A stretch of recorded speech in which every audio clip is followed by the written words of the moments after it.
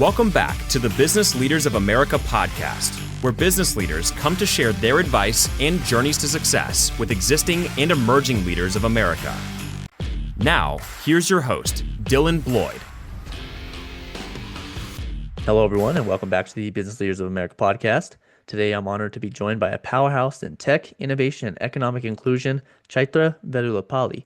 Chaitra is a globally recognized strategic leader and the co-founder of Meylah, a joint GTM accelerator that helps tech companies scale with cloud-powered strategies and execution. She's also the president and co-founder of Women in Cloud, a global movement that has already unlocked over 500 million in economic access for women. Over the past 25 years, Chai has led billion-dollar growth initiatives at companies like Microsoft and Oracle and developed the 4P Co-Sell GTM Method that's helped hundreds of tech businesses achieve million-dollar success.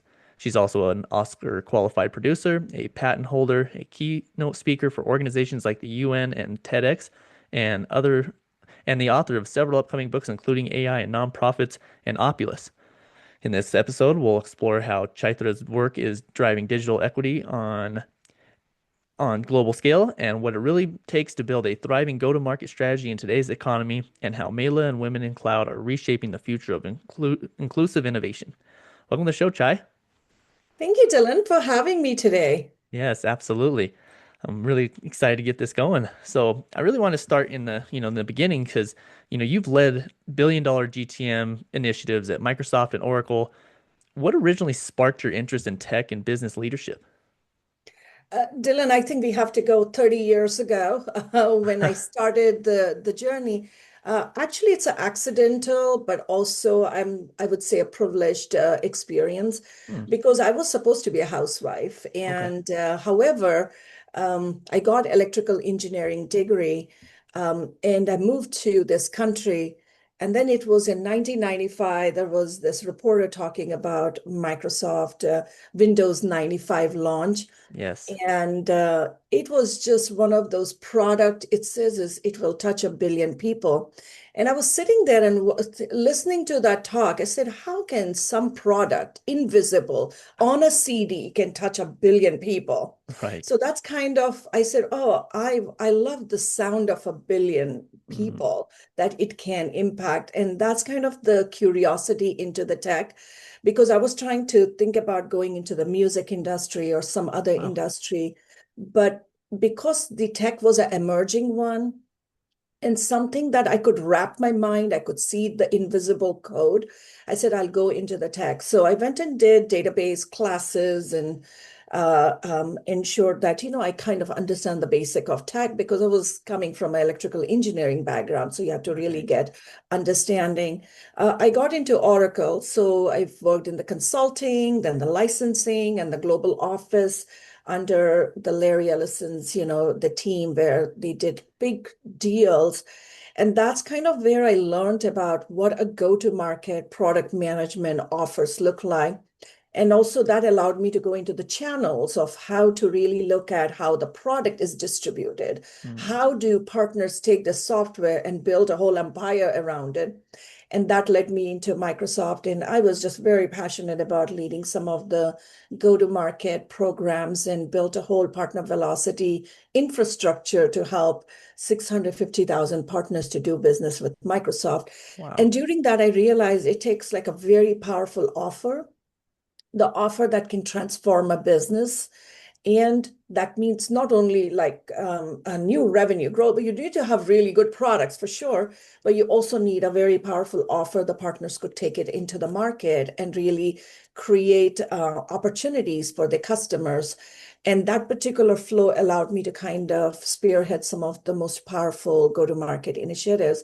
And now with Women in Cloud, I've taken the same blueprint using kind of the framework that we used inside the company, now making it accessible for women to build seven-figure companies with Women in Cloud. Yeah, no, it is amazing. Yeah, speaking of Women in Cloud, they've already unlocked over 500 million in economic access for women entrepreneurs, like we mentioned in the intro, which is unbelievable. And I do believe I saw the goal is to get to 1 billion in by 28 or 2030? 2030. 2030, yes.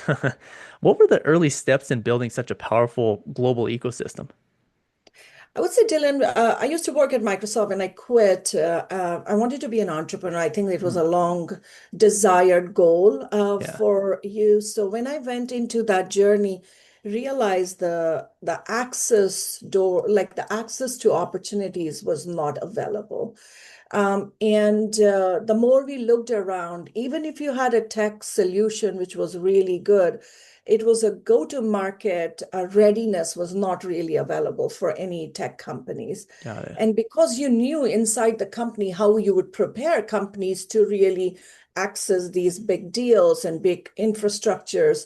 So that kind of said is how about we create is a co-launch go to market with Women in Cloud and Microsoft and help these businesses so they could use a blueprint to do it. So we kind of started with like a bold question, what if we treated access to cloud and AI and digital ecosystem as a form of economic opportunity that supports the GDP growth? Hmm. So each woman business building a seven-figure company or an eight-figure company, if they do it really well, they're actually creating the jobs, they are creating the opportunities. But how do we create? So we kind of use the same playbook. So we implemented accelerators, skilling programs, co-readiness programs, leadership summit, and global partnership. So we could bring the public and private sectors come together and also really focus on a measurable goal, which was $1 billion of Hmm. economic access, and really building a whole global community to mobilize that mission. And because we were able to kind of galvanize through collective action and everybody coming together, we were able to kind of take real action. So our community is like full of action, focuses on impact. We love the language of data. We know everything. We know how to reverse engineer. And I think it comes from all the leaders who are involved. They also have a very sense of driving conversations which drive impact rather than kind of just a kumbaya experience. Yeah, we like that, Right. but at the end of the day, how do we create a seven-figure deals, and what does it take to create a seven-figure deals together? It's kind of always we are thinking about it. Mm, got it. Got it. So how does it work exactly for women entrepreneurs? Do they come to you and then you guys put a plan together to help them navigate through their journey, or how does that work? The first is we basically ask them to apply to our application and we create a cohorts.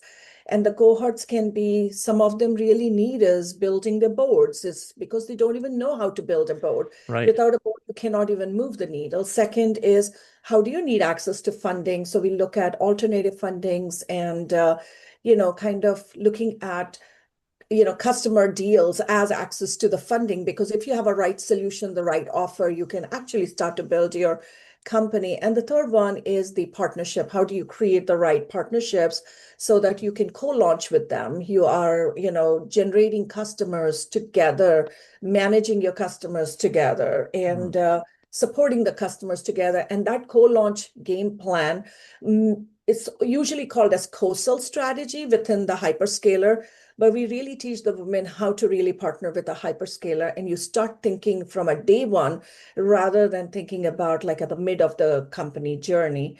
So that has helped all of them to think about what is that strategic offer we need to create with an hyperscaler and leverage their marketplaces to really take on their company to the next level and mm. become really, really good at customer acquisition. So Women in Cloud becomes kind of the go-to-market engine or a community engine for them to attract the customers. Got it. Got it. So once they go to market, are you guys done with them, or you guys continue working with them We depending on how long they need? Depending upon what they need help with, most of the time they want networking opportunities. So we have the networking opportunities. We have an awards Mhm. platform. We have, roundtables and policy conversation. So it's kind of like keeping them engaged throughout the one. But the cohort allows us to see who's ready for a seven-figure deal creation. What does it Right. take? Can we take them to the next level? And in parallelly, we are also, building the capacity of people who are skilled in AI, cloud, and cyber, so they can absorb these talent within the company. So it's kind of both the engines have to come, and then you also have to work on the policy stuff of what are the policies we need to move, what kind of funding access we need to do. Because now with AI, you really don't need a lot of money to build a company. You can literally do it with two people and you can go. And with vibe coding, you can come up with a tech solution, but it's really the go-to-market is the secret sauce, and building your board is a secret sauce. If you get those two right, then only your company can move. And for that, you have to be present in the community. And either you build one, which takes a lot of time, or you can borrow one, which coming to a Women in Cloud ecosystem. Got it. Got it. Got it. Yeah, I actually want to talk further about AI, but maybe before I do that, I did want to ask you, what are some of the biggest challenges for women in tech that they face today, and how is Women in Cloud addressing those head on? Sure. There are many challenges. If you look at it, there's like challenges, I would say access to capital, access to tech, access to executive sponsorship, or access to customer markets. Like it's just like a bunch of things. But when I look at when you unpeel everything, it's like, why does access doesn't make easy or available for women? It really starts with the preparation piece. Hmm. Most of the people, they are very passionate about their business, but preparing for a business or leading a business requires a very different mindset. You need to know how to work in the business and work on the business. It's a very executive skills you need to do. And while doing that, you really need to know how to attract the right talent, the right funding, the right customers to really move the needle. And I think it really starts with executive functioning and executive preparation for entrepreneurship roles. And that is something we are seriously taking as a action for how you really do that right. How do you drive right alignments? How do you drive visibility for your own business and yourself? How do you prepare yourself as a true leader who's iconic in your own way? Show up with an authentic self. So those are the ways we are addressing is from a preparation, preparing them for the success. Got it. Man, this is amazing. I love that you guys are doing this for women entrepreneur. I mean, you're making it that much more, easier for them to be successful in what they're doing. So I really love that you guys are doing this, and thank you so much for touching on that. Thanks. And Dylan, I think it's not only for women, we also have Right. men who are part Okay. of our ecosystem. So yes, it is like, because as Women in Cloud, we have a very clear Right. focus, but we are not just a women-only community. We are a Right. very inclusive, gender inclusive community. So when Yeah. people are there, we have, like, we always believe or a philosophy that when both genders work together, that's when the GDP grows. That's Mm, when the deals grow. It's not like you versus I, it is together. Let's move forward. And that preparation on respecting each of us and acting as strong allies for each of us is kind of the heart of the Women in Cloud. right. Yes, we had to put our brand so that we could focus on that we are creating something for you, but you have to take the leadership role. But everyone shows up as a very strong allies for creating the economic opportunities for each other. Right, right. Yeah, so anybody who's listening, make sure you guys take note of that because isn't just women. Like you said, it is for everybody, and it's an incredible ecosystem that you guys have going. I did want to talk about your 4P Co-Sell GTM method. That's actually driven growth for hundreds of companies. How does that framework look like in action, and how do you apply it through your work at Meylah? I would say, Dylan, that's like heart of my go-to-market expertise.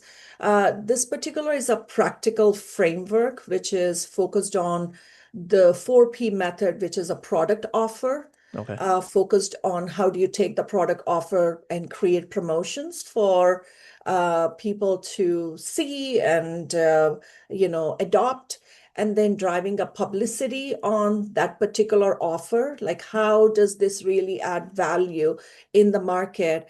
And then a partnership to generate the lead. So it's kind of a very structured process that we take it through it. So what it has done is every company, when they come in and work with us, we package their innovation into marketable offers. and we guide them through the offer development, partner co-creation, campaigns, a digital marketing system to drive the promotion. Either you want to do it with LinkedIn or email or whatever the infrastructure you have, and then also leverage the marketplace so that you don't have to hire many salespeople. Because if you have a very good offer, people will buy because you're solving the pain. And then at Meylah, we have helped many of the companies to really take the idea to revenue by applying this method to really co-sell campaigns, to create a co-sell campaigns with Microsoft, Google, and others. Wow, it's incredible because like you just mentioned that you don't have to hire too many salespeople because of if you have a good service or a good service or product, then people will buy it, right? So is AI also helping assist with that? So meaning that you can run your business with two people or however many, but at the same time, like you were saying, you could do it with two people. Is AI assisting with that?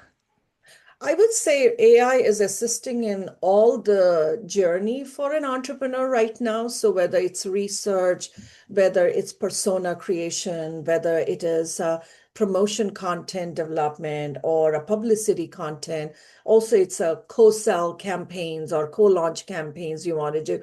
I think it can create the content very easily. Mm, What we have to really think about is becoming a go-to-market expert in a company. That means you should be able to wear multiple hats, really focusing on the customer journey, where you can say, okay, how do I generate revenue for my company? And how can I use AI for driving that automation? So, as an entrepreneur, if they're thinking about a seven-figure deal, you need to think about what does that look like? What yeah, kind of solution I need and what kind of people I need. What we have seen is most of the people want to talk to people. They don't want to talk to an AI product. right, right. That means you need to have a resource to have that human connection. But what if instead of one-to-one, you can have one-to-many, right? Mm, Multiple customers are talking to one person and they're supporting them through the campaign execution and providing them the support so that the marketing, the grunt work of the marketing kind of gets reduced. And as a go-to-market expert, you're kind of providing all the assets, and the person who's managing the customer, either it's a sales or a customer, a success manager, whoever that person is, they can really serve them at the level that they need, whether it's implementing that or helping them really get the right offer that really adds value for them. Because it's a more of a biz dev conversation than a yeah. sales conversation.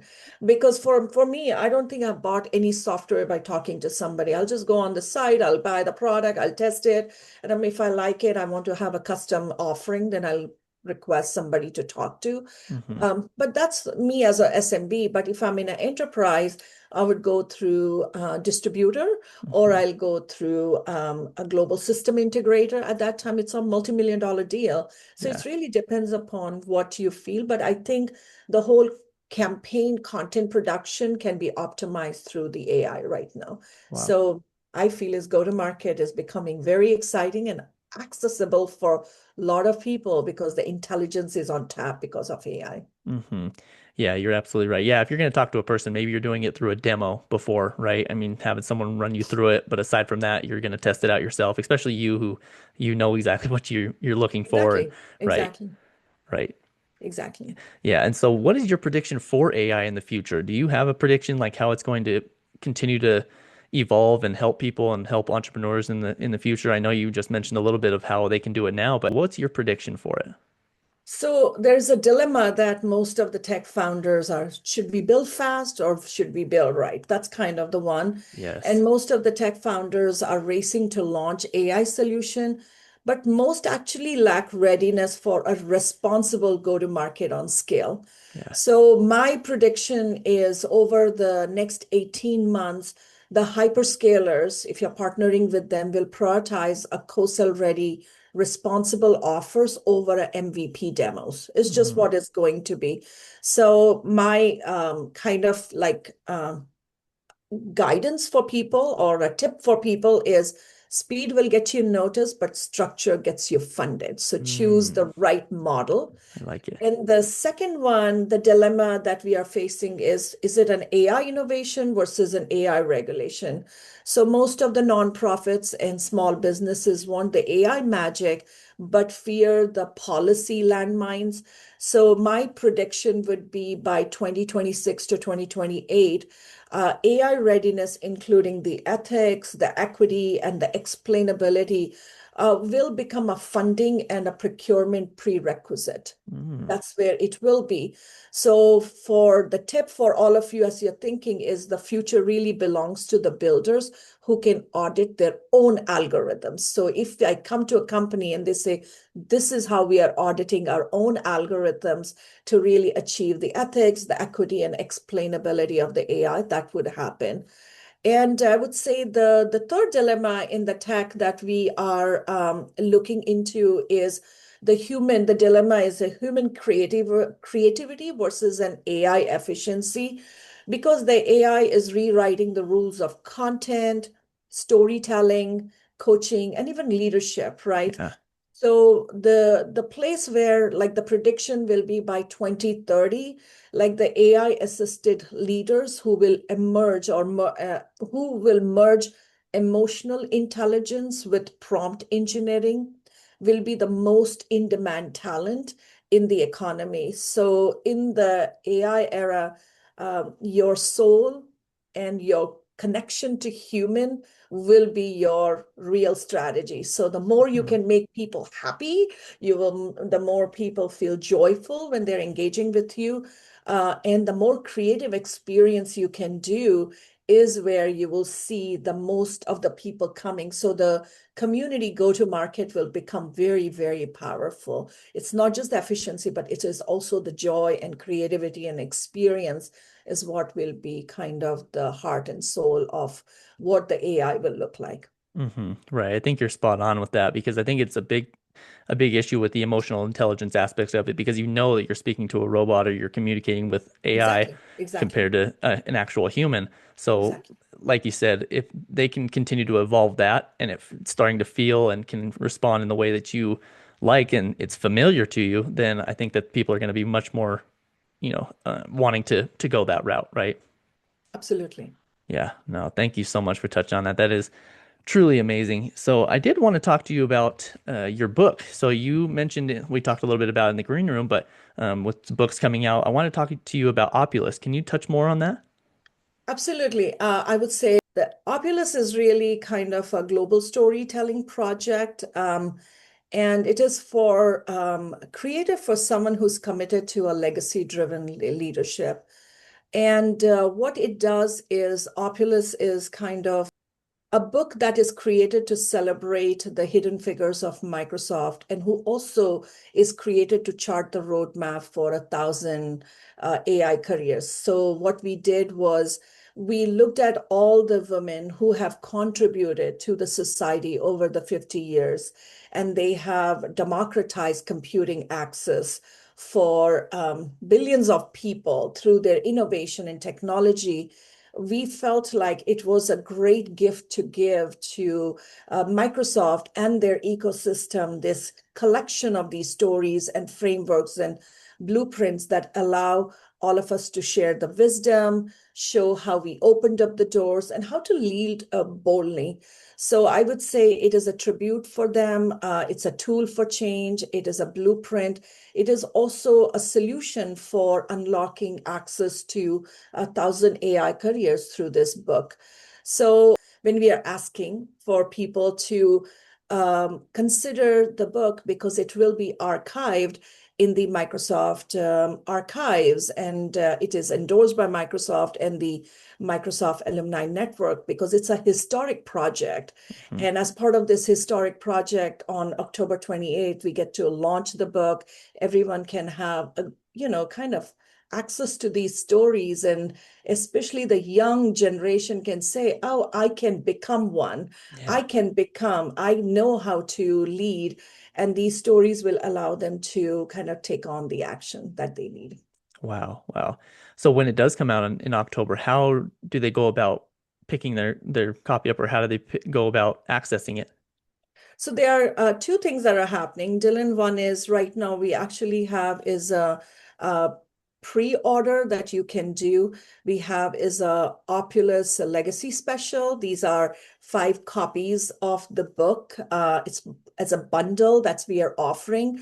So my invitation for anyone who's listening, if who are the 4 women or men in your life who you want to invest today, because it is a declaration of your belief in them that you want to contribute to their life, and you're activating the legacy of yourself in motion. So people can go and claim the bundle on womenincloud.com/opulus. And if you want to kind of just get a single copy of the book on Amazon, so after October 28th, that one will be available on Barnes& Noble and Amazon, and you can just kind of purchase it there directly. Amazing, amazing. Awesome. Well, we'll make sure when that time comes, we'll also promote it so we can get it out there for everyone to access. That'll be great, Dylan. Yes, absolutely. Well, this has been amazing, Chai. I did want to ask for listeners who want to learn more about everything that you're doing, from Women in Cloud to Meylah, board work, and your thought leadership. What's the best way they can connect with you and get involved? Fantastic question. Dylan, I live in LinkedIn. That's my social channel. Yes. People can connect me on the LinkedIn so they can reach out to me. If you have like a really a cool project you want to co-create with us, we invite you to connect with us because we have a very powerful go-to-market engine.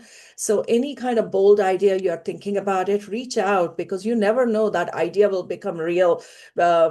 In 6 months or within a year, because our community is very action oriented. And we believe is when we all work together, that's where the real success happens. No, you're absolutely right. I love that so much. Well, Chai, this has been very amazing getting to speak with you. I do have one more question just because I always like to end the podcast with some advice for entrepreneurs out there. So for the entrepreneurs out there who are listening and or are maybe looking to start their business and in tech, what would be a great starting point for them? That's a good question.